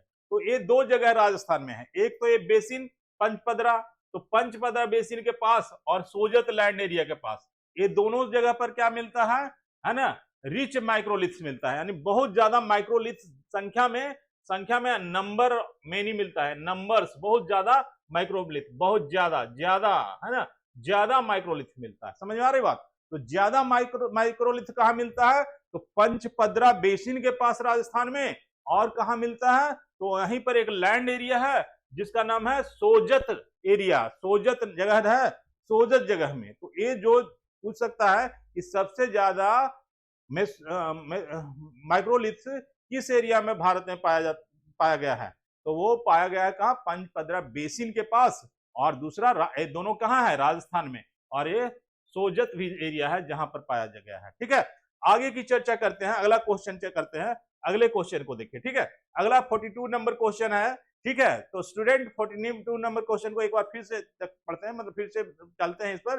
ठीक है, और इसका डिस्कशन करते हैं। From where did the evidence of cultivation of plant, है ना, around 7000 to 6000 before common era, है ना। एक कॉमन एरा यानी हम मेसोलिथिक एज में है, अभी कहाँ है, मेसोलिथिक एज में। तो मेसोलिथिक एज की बात करें, मेसोलिथिक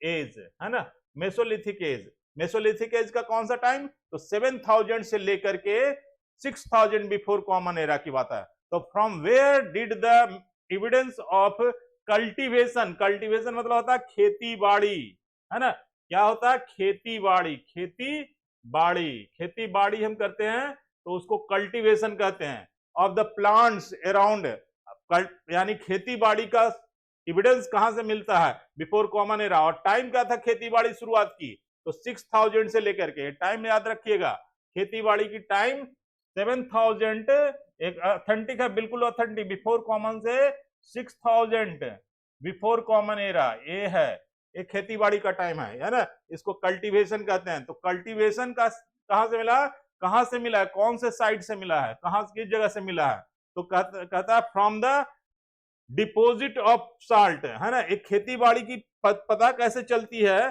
कि कहां से एविडेंस मिलता है कि खेती बाड़ी लोग करते थे इतना वर्ष पहले, तो डिपोजिट्स ऑफ साल्ट लेक जो है एक नमक का झील है, ये कहां पड़ता है, राजस्थान में है। राजस्थान में नमक का झील है, नमक का झील है, साल्ट लेक है, उसमें नमक वगैरह बनाया जाता है। उसी झील में क्या मिलता है, डिपोजिट्स कुछ मिलता है। डिपोजिट्स किसको कहते हैं, तो डिपोजिट उसको कहते हैं फ्रॉम हेयर, डिपोजिट किसको कहते हैं, डिपोजिट जैसे मिट्टी के भीतर कई चीजें रहती है, जैसे कैल्शियम, नाइट्रोजन है, फास्फोरस है, तो ये सब मिट्टी के अंदर है। तो ऐसे डिपोजिट जब कोई चीजें, पुरानी चीजें होती है ना, सड़ गल करके क्या होती है, मिल करके मिट्टी में जमा रहती है, उसके अंश जमा रहते हैं।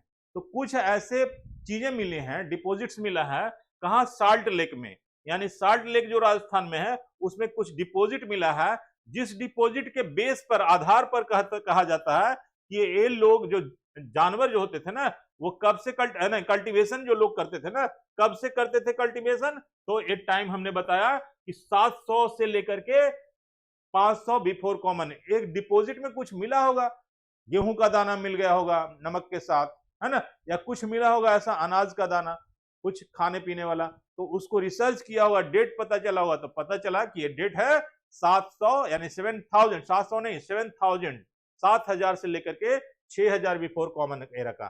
तो ये याद रखिएगा, ये साल्ट लेक भी बहुत इंपॉर्टेंट हो गया है इतिहास के पन्नों में। साल्ट लेक में क्या मिलता है? तो एविडेंस मिलता है, डिपॉजिट मिलता है, किस चीज का? तो एग्रीकल्चर का, यानी कि एग्रीकल्चर का प्रूफ मिलता है वहां से। ठीक है, अब हम आगे बढ़ते हैं, अगले क्वेश्चन की तरफ पढ़ते हैं। अगला क्वेश्चन है कि कहता है विच प्री हिस्टोरिक साइट, है ना, कौन सा prehistoric site yielded evidence of about 500 painting rocks shelter, है ना, पेंटिंग ऐसे ऐसे 500, 500, एक दो नहीं, 500, 5000 नहीं, 500 क्या, पेंटिंग रॉक्स, पेंटिंग्स, है ना, एविडेंस ऑफ 500 पेंटिंग शेल्टर। ये पूरा का पूरा क्या है? एक शेल्टर है। शेल्टर का मतलब होता है घर। देख लीजिए, एक घर है, इसमें पत्थर के नीचे अंदर छुप करके बरसात से बचने के लिए, ठंडी से बचने के लिए लोग उस जमाने में, जो उस एज के लोग थे, वो रहते थे। तो इसको कहते थे, क्या कहा जाता था? तो ये था रॉक शेल्टर। ये क्या हो गया? रॉक शेल्टर, ROC के रॉक, SHELTER शेल्टर, है ना। तो रॉक शेल्टर में रहते थे। तो ऐसे कितने रॉक शेल्टर मिले हैं? तो 500 रॉक शेल्टर, है ना, अबाउट पेंटेड रॉक शेल्टर। और ये सारे 5000 जो रॉक शेल्टर मिला है ना, उसमें पेंटिंग किया हुआ कहीं कहीं कुछ ना कुछ पेंटेड है, PINTED, पेंटेड है। पेंटेड रॉक शेल्टर है, यानी इसमें पेंटिंग किया हुआ है। इस रॉक शेल्टर की खासियत क्या है कि इसमें पेंटिंग किया। रॉक शेल्टर तो बहुत सारे मिले हैं, लेकिन ये 500 ऐसे रॉक शेल्टर मिले हैं जो पेंटिंग किया हुआ। और एक कहां मिला है 500? तो भीमबेटका में मिला है 500। भीमबेटका कहां है? तो मध्य प्रदेश में भोपाल के पास है भीमबेटका। तो भीमबेटका में ये पेंटेड है, यानी इसकी पेंटिंग, इसमें पेंटिंग क्या, पेंटिंग मैंने दिखाया था कि पेंटिंग कैसे करते हैं। तो इसके दीवार पर कुछ कुछ चित्रकारी कर देते हैं, है ना, एक गुफा होता है ना, तो इस पर कुछ पेंट कलर से भी पेंट करता है, कुछ पत्थर को स्क्रैच करके पेंट करता है, जो पेंट मैंने पिछले सेशन में दिखाया कि किस तरह से पेंटिंग। तो ऐसे 500 पेंटिंग मिले हैं सिर्फ भीमबेटका में, है ना। तो ये बहुत अच्छा इंफॉर्मेशन है कि भीमबेटका में कितने पेंटिंग मिले हैं, कितने पेंटिंग रॉक शेल्टर मिले हैं। तो 500 रॉक शेल्टर ऐसे हैं जो इसमें पेंटिंग किया हुआ है ना। 500 एक बहुत बड़ी मात्रा होती है, और उसमें पेंटिंग किया हुआ है, यानी कि वो लोग पेंटिंग इतनी मात्रा में किए हुए थे। ठीक है, आगे नेक्स्ट, आगे अब कहते हैं Mesolithic tools and their names. अब हमने पहला पढ़ा था कौन सा टूल? तो मेसोलिथिक का नहीं पढ़ा था, हमने पैलियोलिथिक टूल पढ़ रहे थे। अब हम पढ़ रहे हैं क्या? Mesolithic tool. पैलियोलिथिक टूल में हमने ब्लेड वगैरह पढ़ा, है ना, और वो फ्लैग पढ़ा। अब हम पढ़ते हैं आगे का मेसोलिथिक टूल का ब्लेड, फ्लैग वगैरह। ठीक है, तो मेसोलिथिक में क्या होता है? तो मेसोलिथिक एज जब शुरू होता है, यानी 8000 कॉमन एरा के बाद का, कॉमन एरा के बाद का, है ना, बिफोर कॉमन एरा के बाद का नहीं, कॉमन बिफोर कॉमन एरा। तो यहां से शुरू होता है। तो यहां पर इस एज से लेकर के आगे जब डेट बढ़ता है, तो उसमें कुछ टूल्स जो आता है उसको मेसोलिथिक टूल कहते हैं। यानी इस एज में क्या होगा? मेसोलिथिक टूल जो कैसा होगा? मेसोलिथिक, लिथिक, है ना, मेसोलिथिक टूल, है ना, टूल्स, है ना। तो अब कुछ मेसोलिथिक टूल की बात किया, है ना। तो मेसोलिथिक में माइक्रोलिथ भी आता है, यानी माइक्रोलिथ के अलावा माइक्रोलिथ्स भी आ गया, माइक्रोलिथ। तो माइक्रोलिथ के अलावा कुछ की बात करते हैं, ठीक है ना, है ना, देयर नेम्स। अब कहते हैं एक ब्लेड की चर्चा करते हैं। ब्लेड क्या होता था? माइक्रोलिथ पीरियड, मेसोलिथ पीरियड का है। ब्लेड क्या है? मेसोलिथ पीरियड का है। इस पीरियड का ब्लेड होता था। तो blade the tool which is a shape specialised flake, है ना, एक तरह का छोटा चाकू की तरह होता था, विथ इट्स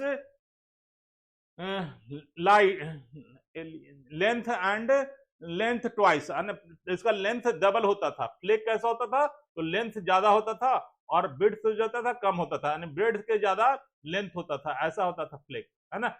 और क्या होता था? And it's breadth and is properly use for cutting. और एक क्या होता था? इसका इस्तेमाल करते थे क्या, है ना, इस ब्रेड ब्रेड्स, हाँ इसका चौड़ाई जो होता था ना, चौड़ाई कटिंग के लिए इस्तेमाल होता था, चौड़ाई से कटिंग। हाँ, कहने का मतलब क्या कि ऐसा होता था, लंबाई ऐसे डबल होता था और चौड़ाई ऐसा होता था, इतना होता था। तो लंबाई का चौड़ाई कम, लंबाई ज्यादा, ऐसे। और इसका जो करते थे क्या, इसका इस्तेमाल कटिंग के लिए करते थे। यानी आज भी जो कसाई के देखते हैं काटने वाला होता है, लंबाई ज्यादा होता है, चौड़ाई कम होता है, और उससे क्या करता है, कटिंग करता है। तो ऐसा ही ब्लेड मिला है जिसको ब्लेड कहा जाता था। तो इसमें क्या कहता है, मेसोलिथिक टूल है ये, मेसोलिथिक एज में ऐसा मिला। पहले ऐसा औजार नहीं था, ब्लेड टाइप का नहीं था, अब ब्लेड टाइप का मिला है, यानी कटिंग पर्पज से, है ना, कटिंग पर्पज। पहले तो छाल वाल उतारने के लिए इस्तेमाल करते थे, बार्क वगैरह, पेड़ का छाल उतारते थे, जानवरों का छाल उतारते थे, इस तरह से वो इस्तेमाल होता था। अब क्या है, कटिंग के लिए, कटिंग पर्पस, है ना। यहाँ पर मेसोलिथिक में क्या आ गया, कटिंग करने लगे, यानी कि नई बात आ गई, कटिंग करने, कटिंग पर्पज से ही इस्तेमाल होता था। आगे, the tool which is broken blade, और जो ब्लेड टूट जाता था, ये ब्लेड टूट गया तो ब्रोकन ब्लेड इज ट्रायंगुलर। अगर ब्लेड टूट गया तो ऐसे ट्रायंगुलर हो जाता था, यानी जो टुकड़ा बच जाता था इस तरह से, इस तरह से, ऐसे ऐसे टुकड़ा होता था। तो ये ट्रायंगुलर वाला जो होता था ना, ट्रायंगुलर जो बच जाता था, ब्लेड का ही ट्रायंगुलर जो बच जाता था, रिमेन होता था, है ना, ट्रायंगुलर, ट्रायंगुलर, है ना, इन शेप, इसको क्या कहते थे, इसको पॉइंट बना देता था। ये पॉइंट हो गया, यानी कि जो ब्लेड ट्रायंगुलर हो गया ना, उसको क्या कर दिया, पॉइंट बन गया, पॉइंट बन गया, ठीक है। तो पॉइंट, पॉइंट किस लिए, तो कुछ होल वगैरह करना हो तो पॉइंट की जरूरत पड़ती थी, तो पॉइंट से कहीं होल करता था, ठीक है। तो ये सारी चीजें क्लियर हो गई। तो ये सारी चीजें हमने कर रहा था, मेसोलिथिक टाइम की बातें कर रहे थे। अब हम आगे आते हैं, कुछ और टूल की चर्चा करते हैं, ठीक है। ये टूल देख लीजिए, ये क्या था, ट्रायंगुलर टूल होता था, ट्रायंगुलर टूल, ऐसे ट्रायंगुलर टूल, ठीक है। अब ट्रायंगल, इसको ट्रायंगल्स भी कहते थे। ये टूल का क्या नाम था, ट्रायंगल्स होता था। ये टूल किस लिए आता, the tool which is usually one border, इसका एक एरिया होता था, एक बॉर्डर होता था, एक एरिया होता था, एंड द बेस, और एक बेस होता था, एक आधार होता था, एक बॉर्डर होता था, एक आधार होता था, है ना, वेयर द बॉर्डर्स इज रीटच्ड, और बॉर्डर को क्या करता था, टच किया जा सकता था, and use for cutting purpose, और इसको किसके लिए इस्तेमाल करते थे, कटिंग के लिए, कटिंग पर्पस के लिए। और एरो हेड, और तीर वगैरह जो बनाते थे ना, उसका हेड बनाने के लिए इस तरह का इस्तेमाल, यानी तीर के आगे इसको लगा देते थे, ठीक है। तो एरो हेड बनाते थे, या कटिंग करने के लिए इस तरह का ट्रायंगल का इस्तेमाल। तो ट्रायंगल का किस लिए इस्तेमाल, तो एरो हेड बनाने के लिए या कटिंग के लिए, CUTTING, कटिंग के लिए, ठीक है। समझ में आ रहा है बात। तो इस तरह का कुछ और मिला है, क्या मिला है, चीजें मिली है, यानी कि आर्टिफैक्ट मिला है, जिसके जरिए पता चला है, जिसका नाम ट्रायंगुलर है। तो ए टूल का किसका, मेसोलिथिक, हमें याद रखे मेसोलिथिक, मेसोलिथिक, यानी ब्लेड और ट्रायंगुलर, ट्रायंगल, ये सब का है Mesolithic, Mesolithic, meso LITHIC, Mesolithic as का है ब्लेड, ठीक है। समझ में आ रही बात। तो ये सारी चीजों की हमने चर्चा कर दी। अब हम आगे आते हैं, इसके आगे की चर्चा करते हैं, ठीक है। द अगला अगला है कि ये टूल क्या है ना, न्यू, इसको कहते हैं लूनेट। लूनेट एक टूल, देख लीजिए, लूनेट, अंगूठे, अंगूठे पर लिए हुए लूनेट है, इंसान कोई लूनेट दिखा रहा है। लूनेट क्या था, the cylindrical, cylindrical Mesolithic tool है ना, सिलेंड्रिकल होता था, कैसा, सिलेंडर शेप में होता था, सिलेंडर जैसा होता है ना, सिलेंडर कैसा होता है, ऐसा होता है, तो इसी शेप में है, सिलेंड्रिकल शेप में, है ना, Mesolithic tool with fluting marks, और इस पर क्या, फ्लूटिंग मार्क्स है ना, फ्लूटिंग मार्क्स मतलब इसके पर कुछ चिन्ह लगाया हुआ था, fluting marks, and coral, and coral, core angle, कोरा long, and core long, and core long, its length and its flatters from the one horizon to end, मतलब देख करके बताइए कि इस शेप में फ्लैग छोटे छोटे होते थे ना, फ्लैग नहीं, लूनेट होते थे, तो ये लूनेट कहलाता था। तो इस तरह का टूल होता था लूनेट, किसी खास पर्पज से इसका इस्तेमाल होता था, छुरी वगैरह के तौर पर इसका इस्तेमाल किया जाता था, ठीक है। तो ये सारी जानकारी मिली कि कितने तरह के टूल्स हम मेसोलिथिक एज में किसने कितने तरह के टूल इस्तेमाल कर रहे थे। वो उसके अलावा, माइक्रोलिथ के अलावा ये सब टूल थे जो कि मेसोलिथिक एज का टूल्स था। अब हम टूल्स को के आगे बढ़ाते हैं, है ना, टूल से आगे बढ़ते हैं, नेक्स्ट अगला क्वेश्चन देखते हैं। अगला क्वेश्चन है कि what do we mean by the proto mesolithic period. अब मेसोलिथिक पीरियड तो हमने समझ लिया, अब मेसोलिथिक पीरियड में भी एक आ गया पीरियड, उसको क्या कहे, प्रोटो मेसोलिथिक पीरियड। अब देखिए मेसोलिथिक पीरियड हमने क्या कहा, तो 8000 हमने कहा कि 8000 बिफोर कॉमन से शुरू होता है। तो प्रोटो क्या होगा, तो प्रोटो मतलब पहले, यानी कि इस प्रोटो मेसोलिथिक पीरियड के पहले, है ना। हाँ, तो प्रोसेस तो कहता है what do we mean by the proto neolithic, ना नियोलिथिक, यानी हम यहां से कहां पढ़ रहे थे, इसके बाद नियोलिथिक, मेसोलिथिक नहीं कर रहे हैं, प्रोटो नियोलिथिक की बात कर रहे हैं, सॉरी हम बात कर रहे हैं प्रोटो नियोलिथिक पीरियड की, प्रोटो मेसोलिथिक पीरियड की नहीं बात कर रहे हैं। किसको बात कर रहे हैं, प्रोटो नियोलिथिक, यानी कि मेसोलिथिक में हम आगे बढ़ते बढ़ते कहां पहुंच जाएंगे, फिर पहुंचेंगे प्रोटो मेसोलिथिक पीरियड में, यानी इसके बाद प्रोटो मेसोलिथिक लिथिक पीरियड आया। अब इसके बाद क्या आएगा, नियोलिथिक आएगा, NEOLITHIC, नियोलिथिक पीरियड आएगा, है ना, नियोलिथिक एज आएगा, ठीक है। तो अब प्रोस्टो यानी बीच के, प्रोटो कहां रह गया, तो मेसोलिथिक, मेसो था, मेसो के बीच में आया प्रोटो, और प्रोटो के बाद आएगा नियो, तो इस तरह से क्रम डेट का चलेगा। तो प्रोटो नियोलिथिक यानी कि मेसोलिथिक जब जब बढ़ रहा था आगे, तो एक टाइम आया प्रोटो मेसोलिथिक पीरियड। तो उसमें से क्या आप अनुमान लगाते हैं कि उस समय क्या होता था, तो प्रोटो में होता था, मैंने बताया क्या कि वो तो एनिमल रखते थे। मेसोलिथिक पीरियड में पता चला है कि यहाँ पर कि एनिमल के कुछ रिमेन्स साल्ट लेक में मिला है, जिससे पता चला है कि 7000 वर्ष पहले क्या करते थे कि एनिमल फूड ग्रेन इस्तेमाल करते थे। साल्ट लेक से क्या पता चला कि 6000 से 7000 पहले फूड, अब फूड आता था कहां से, तो बाद का पीरियड एविडेंस देता है कि कैसे फूड वहां पर उगाया जाता था। तो देखिए कि प्रोटो मेसोलिथिक एज में लोग खेती बाड़ी करते थे, ठीक है। ये था प्रोटो मेसोलिथिक पीरियड, इसमें खेती बाड़ी नहीं होता था।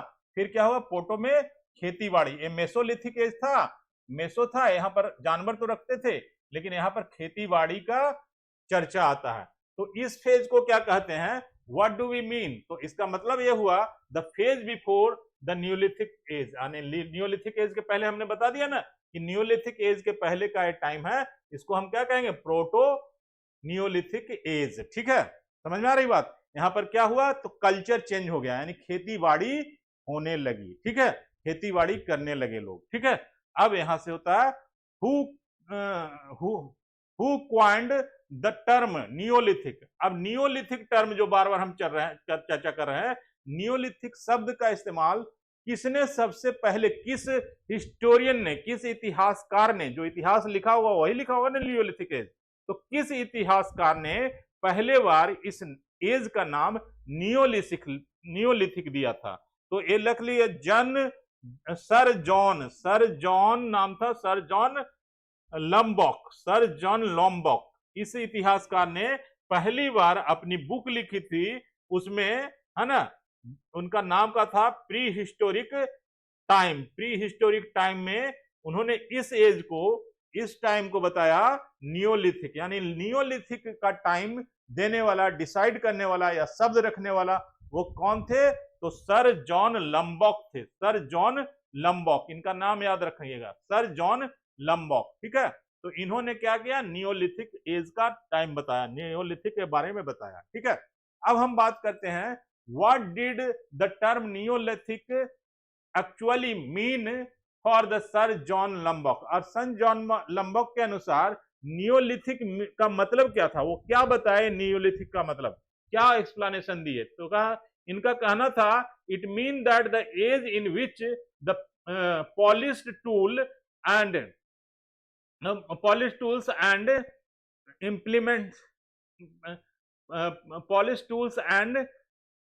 implements जिसको कहते हैं of an stone of varied shape and size. अब एक देखे क्या कि एक टाइम के बाद जो आर्टिफैक्ट जो मिल रहा है उसमें क्या हो रहा है, पॉलिश किया हुआ टूल मिल रहा है। पॉलिश टूल मतलब उस पॉलिश टूल आजकल नहीं आता, जैसे पेन है तो इसमें चमक है, तो चमक किस वजह से कि इस पर पॉलिश की गई है, तो ऐसे ही पॉलिश किया हुआ पत्थर का औजार मिलने लगा।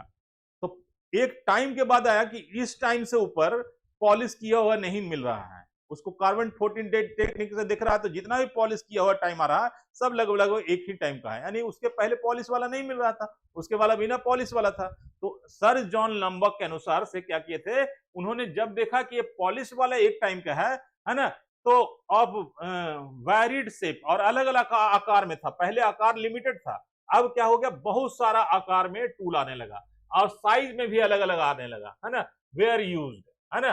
तो इस तरह से उन्होंने एक डेट ही बता दिया कि अब इस डेट से जिसमें पॉलिश आ रहा है, अलग अलग आकार के आ रहा है, बहुत सारा टूल्स आ रहा है, तो उस डेट टूल उस एज को क्या कह दिए, उस एज को उन्होंने नाम दे दिया क्या, कि इस एज को अब हम नाम देते हैं नियोलिथिक एज। तो नियोलिथिक एज बनने का कारण क्या हुआ, तो बताइए मेन कारण क्या है, तो पॉलिश्ड POLISH पॉलिश्ड टूल्स, है ना, टूल्स और different in size, DIFFERENT, different of size, size भी अलग अलग, और मेनी इन नंबर, है ना, ये अलग अलग टूल मिलने लगे। सब का खासियत था, एक खास डेटिंग में आ रहा था, इसलिए उस डेट को क्या बताया गया, उस डेट को क्या बताया गया, तो इसको कहा गया नियोलिथिक एज। अब Neolithic, what was the approximately period, अब वो अप्रोक्सीमेटली पीरियड क्या है नियोलिथिक एज का, नियोलिथिक एज का वो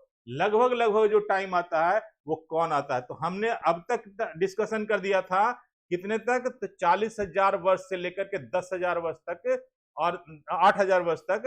तो 8,000 के वर्ष के बाद में हमने डिस्कशन किया था प्रोटो नियोलिथिक एज। अब प्रोटो नियोलिथिक एज के बाद ए नियोलिथिक एज आ रहा है, यानी ए है नियोलिथिक एज, नियोलिथिक एज है, नियोलिथिक एज। तो नियोलिथिक एज का टाइम याद रखिएगा 6000 बिफोर कॉमन एरा से 4000 बिफोर कॉमन एरा का जो टाइम है उसको कहेंगे नियोलिथिक एज। तो ये सारे ऑथेंटिक टाइम है, नियोलिथिक एज का बिल्कुल ही ऑथेंटिक टाइम है, ठीक है, समझ आ रही बात।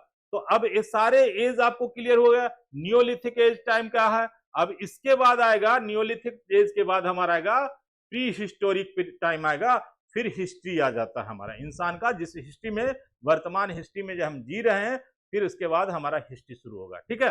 तो ये सारे चीज आ गया। तो हम अभी चल रहे हैं क्या, हमारे सारी चीजें कहाँ चल रही है, तो नियोलिथिक एज। तो नियोलिथिक एज बहुत इंपॉर्टेंट है, इसको डिस्कशन में भूलिएगा नहीं। 6000 से लेकर के 4000 ईयर बिफोर कॉमन एरा जो टाइम था वो कौन सा था, नियोलिथिक एज। अब नियोलिथिक एज के बाद क्या आएगा, प्री हिस्टोरिक एज, यानी इतिहास के पहले का टाइम, यानी 4000 BC से लेकर के 3000 BC तक हिस्टोरिक प्री हिस्टोरिक टाइम आएगा। उसके बाद कौन सा आएगा, उसके बाद वैदिक पीरियड आएगा। वैदिक पीरियड के बाद क्या आएगा, है ना, वैदिक पीरियड के बाद बुद्धिज्म जैनिज्म आएगा। बुद्धिज्म जैनिज्म यानी हमारा एंशिएंट हिस्ट्री शुरू हो जाएगा। एंशिएंट हिस्ट्री के बाद क्या आएगा, 700 के बाद मेडाइवल हिस्ट्री आएगा। मेडाइवल हिस्ट्री के बाद क्या आएगा, 1700 के बाद मॉडर्न हिस्ट्री आएगा। तो ऐसे इतिहास में हम आगे बढ़ रहे हैं, ठीक है। तो अब हम चल रहे हैं नियोलिथिक एज की चर्चा कर दिए। What was the nature of the people of neolithic age, यानी नियोलिथिक एज में लोग के स्वभाव में क्या परिवर्तन हुआ, किस स्वभाव के लोग बन गए। अब पहले तो वो हंटर गैदरर से, फिर हर्डर बने, फिर एग्रीकल्चर में आ गए, अब क्या स्वभाव हुआ, ठीक है। दे वेयर फूड प्रोड्यूसर, ये एग्रीकल्चर। नियोलिथिक एज में क्या हो गए, फूड प्रोड्यूसर हो गए, यानी खाना फसल वगैरह उगाने लगे, गेहूं की खेती, जौ की खेती, ये सब करने लगे। तो ये सारा पीरियड क्या था, चेंज करता गया। अब हम इसके आगे देखते हैं कुछ है या नहीं। तो हम यहीं तक अभी चर्चा करेंगे इसके कि नियोलिथिक एज में क्या हो गए, फूड प्रोड्यूसर बन गए, यानी अब खेती बाड़ी की चर्चा आएगी, और इसके बाद फिर इतिहास धीरे धीरे आगे बढ़ेगा, बढ़ता जाएगा। तो हमने बहुत सारा क्वेश्चन जो था जो स्टोन एज से करवा दिया, अब नियोलिथिक से बहुत सारा करवा देंगे। नियोलिथिक के बाद फिर आगे बढ़ेंगे, यानी प्री हिस्टोरिक कुछ क्वेश्चन करवाएंगे, प्री हिस्टोरिक के बाद वैदिक पीरियड से बहुत सारे क्वेश्चन कराएंगे। तो बहुत सारे, कोई भी क्वेश्चन ऐसा नहीं होगा स्टूडेंट जो कि हम छोड़ने वाले हैं डिस्कशन में, ठीक है। तो सारे क्वेश्चन अगर इस सारे क्वेश्चन को आप कर लोगे तो आपको एक भी क्वेश्चन जो होगा, यूपीएससी हो चाहे पीटी हो चाहे कोई भी जो ऑब्जेक्टिव टाइप क्वेश्चन हो, उसमें नहीं छूटने वाला है, ठीक है। Thank you very much for watching. आप देखते रहिए, आगे क्लास करते रहिए, सब्सक्राइब भी कीजिए, कंटिन्यू कीजिए, है ना, और क्लास को आगे फिर पढ़ाएंगे हम, अगले सेशन में फिर आते हैं। Okay then, see you in next class. Thank you very much.